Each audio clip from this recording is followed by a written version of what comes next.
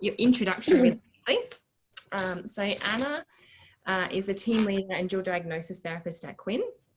The Queensland Injectors Health Network, so that's what QuIHN stands for, provides a range of support services for people experiencing issues regarding their drug or alcohol use and/or mental health. QuIHN Redlands provides counselling and case management and group support and has an office based in Capalaba at Unit 5, 29 Mount Cotton Road. So I'm going to hand it over to Anna now. Thank you so much. Okay, thank you. Now, do I control my screen or I'll share my screen?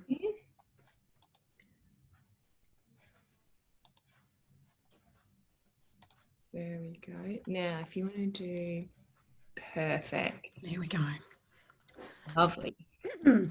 So Yura, kia ora, hello, my name's Anna Collett and I'm the team leader and a dual diagnosis therapist from QuIHN in the Redlands.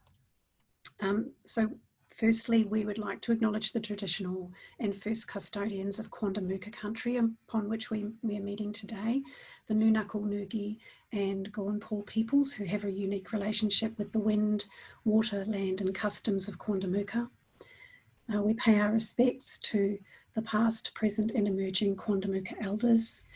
And we also wish to acknowledge the sorrow that sharing this country has brought and hold the intention to avoid acting in ways that replicate those injustices. And we hold hope for a shared, reconciled and just future. So QuIHN is the short way of saying the Queensland Injectors Health Network. So from that you can probably deduce that we are an alcohol and drug treatment support and counselling organisation. QuIHN's mission and values are around delivering specialist services relating to the use of illicit drugs by responding to the diverse needs of clients and the wider community in Queensland. We're committed to providing a professional, quality, inclusive and non-judgmental service built on honesty, integrity and transparency, and that's underpinned by a social justice framework that respects diversity and difference. So our clients are 18 years and over. They may have a history or currently using substances, and they may have co-occurring mental health issues. We also can work with people, family or friends of people who are currently using and help support them around self-care and boundary setting around their significant others' behaviours. So when we're talking about past or current substance use, we're talking about mainly the illicit substances. QuIHN has its genesis in working with people who inject their substances. So a lot of our work is kind of specialised around that area.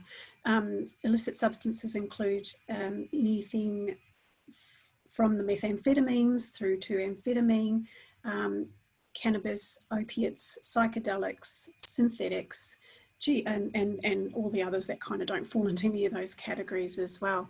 In the Redlands area, our top 3 substances that our clients are seeking treatment for are methamphetamine, and that's at around about 48%. I think of our clients are using meth. Next in line is alcohol, which is roughly around 23%, and cannabis is probably next at just under 22%. I don't know if that adds up to 100. I'm just rattling that off the top of my head, but that's roughly what the numbers look like here. Clients might also be struggling with using prescribed substances, which include benzodiazepines, medications such as methadone, opioids for pain relief and steroids, and they may be accessing these legally or illegally as well. And also in the Redlands, we work with people for whom alcohol has become a big problem in their lives. When we're talking about co-occurring mental health, we're talking about issues that may be diagnosed, may not be diagnosed, or not yet. So typically our clients are also struggling with any of the diagnosable categories, predominantly depression, anxiety, post-traumatic stress, probably less so more of the other categories around borderline personality disorder, schizophrenia, schizoaffective disorder, and the psychoses, which could be drug-induced or withdrawal-induced, or not induced by any substance. And the list kind of goes on in a really long way. Typically our clients are also meeting daily challenges around their parenting, criminal experiences, previous incarceration, vulnerable housing and homelessness, financial distress, racism, gender identity, sexuality, loss and grief, ageism, domestic violence, child protection, Centrelink issues, homophobia, self-harm, suicidality, physical health issues, trauma, sexual violence, ongoing abuse, chronic pain, stigma and discrimination. How long is a piece of string? There's just such a lot of stuff that our clients are grappling with every day. Predominantly our clients self-refer, so mostly they're calling us because they've come to realise that their substance use may be causing problems, or someone has told them that it is causing a problem. We've interestingly seen an increase in our self-referrals in the last 6-month period compared to the same period last year. So that's kind of, that we don't know whether that's necessarily linked to COVID, but we could probably guess that it is. Sometimes our clients are referred to us by word of mouth through family or friends, and predominantly from other services such as corrections, but also child safety, other community organisations, GPs, hospital health services, Aboriginal organisations, unions, and employment services. So we take what's called a harm reduction approach to the work that we do with our clients. Not everyone is here because they want to stop using or they want to stop drinking. And that sometimes contrasts with the work of other organisations, and sometimes that's that slightly doesn't meet the needs of other organisations either. But we take the approach that human beings have been using substances of some kind for thousands of years in order to alter consciousness. The substances are here, they're in our community, some are very accessible and easy to get. And so what we want to see for our clients is them thinking and knowing more about their own health and their own safety while they're using. I could probably explain, I can talk about harm reduction for a long time, but I think it's easier to explain it by using one of our QuIHN videos that we have recently put on the YouTube channel that we have. So before I start playing it, I want to kind of just kind of note that because QuIHN's genesis has been around with people who inject their drugs, some of our harm reduction strategies are going to be focused on that unique, the unique issues faced by people who are injecting. And that can include things like how to access sterile and injecting equipment, understanding how to care for their veins, how to prevent bloodborne viruses such as Hep C, how to access and administer opiate blockers in the face of an overdose, such as naloxone or Narcan. But what I'll do now is I've got all my fingers crossed that this is going to play, and let you see a little bit more about harm reduction for yourself.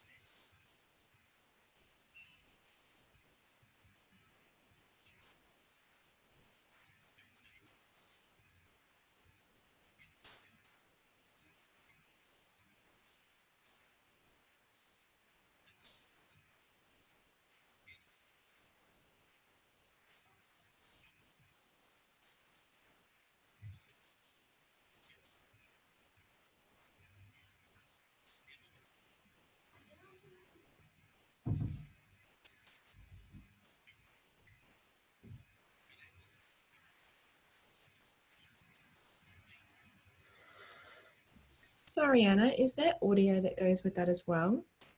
Sorry? Is there audio that goes with that as well? Yeah. Can you not hear it? No, we're not able to hear the audio. The video plays perfectly, but just not the audio. Oh, I'm so sorry. So what we can do is we might pop it up on the Facebook page and Yeah, do a link to the channel as well. And that way that's we've great. got that up for everybody. Okay.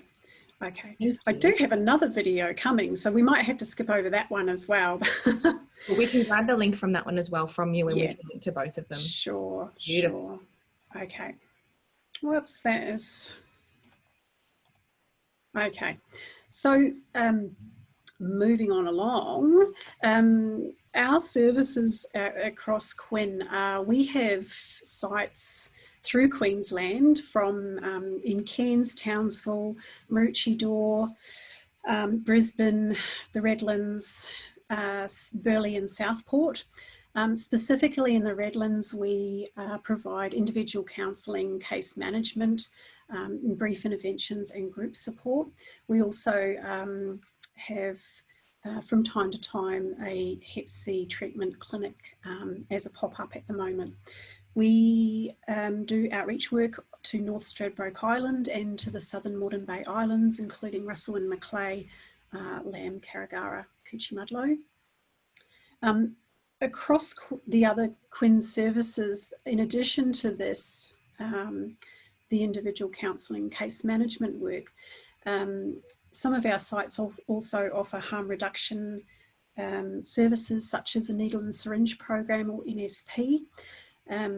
In the Redlands, incidentally, the nearest NSP is based at the Redlands Hospital at the window, the Metro South Addiction and Mental Health Services. So the other, and across QuiHN, the other harm reduction services are around education around Hep C and other bloodborne viruses, treatment support, training and education for people who use drugs and for workforces. QPAMS is our opiate replacement therapy support service, about how to access opiate replacement if people are thinking of doing that. Two sites across QuiHN in the Gold Coast and in Brisbane have a medical centre which is bulk billing, which includes GPs, nurses, and in Brisbane an acupuncturist. These professionals are really specialised in the area of people who are using substances, alcohol, and mental health and sexual health as well. And other sites also offer outreach support in various forms. For example, one of the outreach programs was working earlier in the year to get flu vaccinations out to hard to reach populations. So when people come to QuiHN, what can they expect? They can expect a non-discriminatory and non-judgmental service. They can expect the confidentiality within the limits of duty of care and with some statutory kind of potential requests. They can be asked to provide relevant, they can expect that they'll be asked to provide some information relevant to their situation, and that they will be actively participating in developing an individualised treatment or case management plan. Particularly that exploration around what you know about works and doesn't work for you, and what there still might be out there to try. And that can include things if people are looking at making changes to their substance use, which might include, for some substances, they will need some medical support to withdraw. And so we can make some recommendations about how to do that safely. They can expect access to all QuiHN services and case coordination with external services, access to evidence-based and relevant psychoeducation. They can expect pre and post withdrawal support, and they can expect workers who are well qualified. We have a peer-educated lived experience workforce, as well as people who also may have qualifications in social work, psychology, and in counselling. Now, Anna, we are just at time. I've gone too long. Okay, that's all right. I'm just about done here, so I won't obviously play that video. But in thinking about that question around if someone's struggling, what's your biggest piece of advice? I think I'm really into holding hope for people, and I think that change is always possible. It's even more possible with support. Definitely. Stop. Sorry, I will get rid of that. Just a few extra things. We don't require people to have mental health care plans. We're a free service, a voluntary service, not time limited. We may be able to provide some home visits, and we're really cognizant of all the COVID-19 procedures at the moment, and unfortunately it means we're not able to run some of our groups or complete outreach work to the islands currently.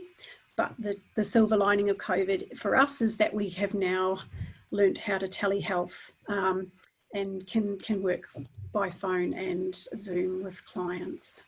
Most definitely. Here's how to get in touch with us if people would like to, by phone, by email, or drop in. So many thanks for the opportunity to do this. I'm sorry the videos didn't work well. No,